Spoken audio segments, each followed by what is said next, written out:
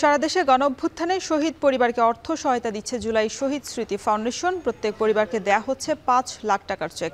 এ বিষয়ে আরো বিস্তারিত জানাতে যুক্ত হচ্ছেন সহকর্মী অমিত হাসান। অমিত, আয়োজকরা কি বলছেন? আর জুলাই আগস্ট গণঅভ্যুত্থানে অনেকের কারো সন্তান, কারো পরিবারের একমাত্র উপার্জনক্ষম ব্যক্তি মারা গেছেন, সেক্ষেত্রে ৫ লাখ টাকা নিয়ে শহীদ পরিবারের সঙ্গে কোনো কথা হয়েছে কিনা, কি বলছেন তারা এই বিষয়ে?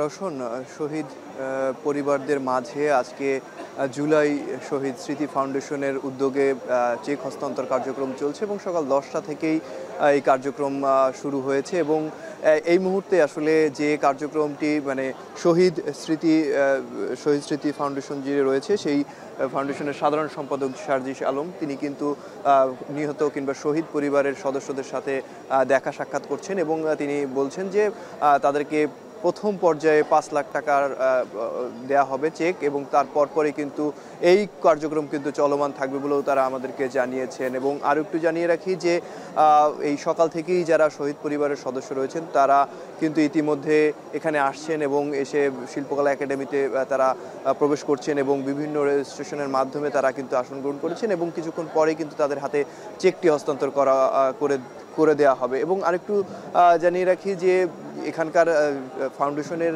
সাধারণ সম্পাদক এবং প্রধান নির্বাহী যে কর্মকর্তা রয়েছেন তারা কিন্তু উপস্থিত হয়েছেন। এছাড়াও 10 জনের একটি টিম কিন্তু গতকালকেই বরিশাল এসে পৌঁছেছেন এবং আজকে সকাল থেকেই তারা তাদের কার্যক্রম কিন্তু শুরু করেছেন। এই মুহূর্তে সার্জিস আলম যিনি রয়েছেন তিনি কিন্তু শহীদ পরিবারের সদস্যদের সাথে মত বিনিময় করছেন এবং যারা সব কিছু হারিয়েছে কিংবা তাদের প্রিয় সন্তানকে হারিয়েছে তাদের সান্ত্বনা দিচ্ছেন। এবং কিছুক্ষণ আগেই আমাদের সাথে কথা বলেছিলেন তিনি আমাদেরকে জানিয়েছেন যে এই যে গণ অভ্যুত্থান হয়েছে এই গণ অভ্যুত্থানে যারা শহীদ হয়েছেন তাদের পাশে এই ফাউন্ডেশন সবসময়ই থাকবে এবং কোনো ধরনের কোনো সমস্যা হলে তারা কিন্তু সাথে সাথে তাদের পাশে থাকবেন। এবং এই চতুর্থবারের মতো বরিশাল বিভাগে এই কার্যক্রমটি পরিচালনা হচ্ছে এবং পুরো সব বিভাগেই তারা পর্যায়ক্রমে যাবেন এবং বরিশালে আজকে ৭৯টি শহীদ পরিবারের মাঝে এই চেক বিতরণ করা হবে এবং তারপর পরে বরিশালে আরও যারা শহীদ হয়েছে কিংবা আহত হয়েছে তাদের পাশেও এই ফাউন্ডেশন থাকবে বলে জানিয়েছেন যিনি সাধারণ সম্পাদক রয়েছেন তিনি।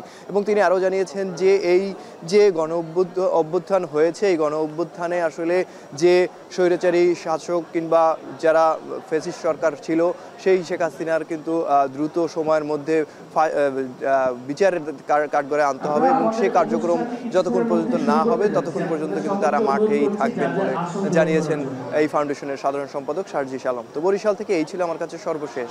রওশন।